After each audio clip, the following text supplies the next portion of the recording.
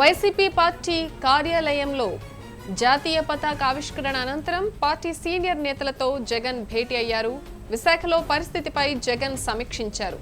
హోదాకు మద్దతుగా విశాఖలో వైసీపీ చేపట్టే కొవ్వొత్తుల ర్యాలీలో తాను పాల్గొంటానని ఇప్పటికే జగన్ ప్రకటించారు. అయితే నిరసనకారుల్ని పోలీసులు ఎక్కడికక్కడ నిలువరిస్తున్నారు, బలవంతంగా అదుపులోకి తీసుకుంటున్నారు.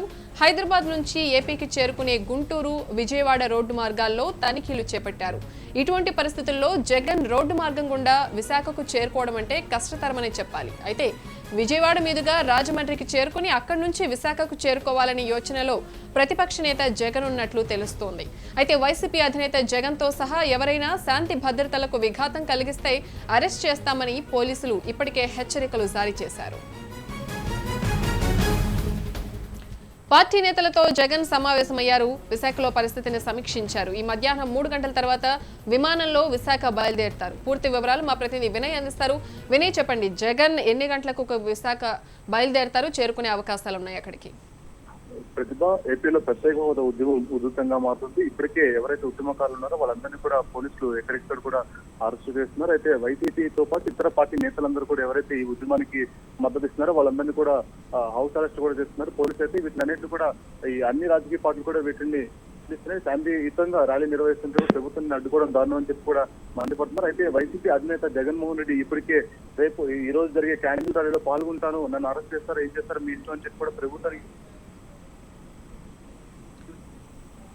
మరి జగన్ విశాఖ వస్తే పోలీసులు అరెస్ట్ చేస్తామని చెప్తున్నారు. మరి దీనిపై వైసీపీ నేతలు ఎలాంటి ప్రిపరేషన్ లో ఉన్నారు?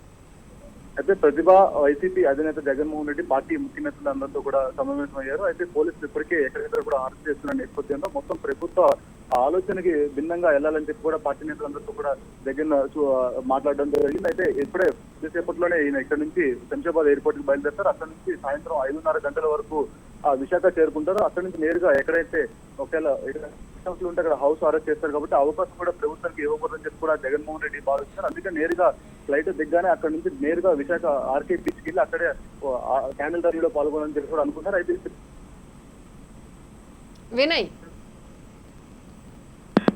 వినయ్, జగన్ తో పాటు ఇంకా ఎవరెవరు విశాఖకు చేరుకోబోతున్నారు?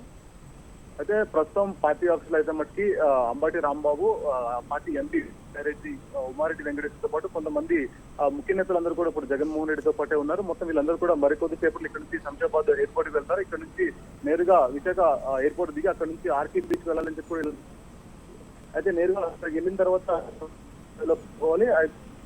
వీళ్ళని అడ్డుకోవాలని చూస్తున్నప్పుడు కూడా వీళ్ళందరూ కూడా ప్రభుత్వానికి అంతని వ్యూహం ఒకటి సిద్ధం చేస్తున్నారని కూడా చెప్పుకోవచ్చు. ప్రతిభ.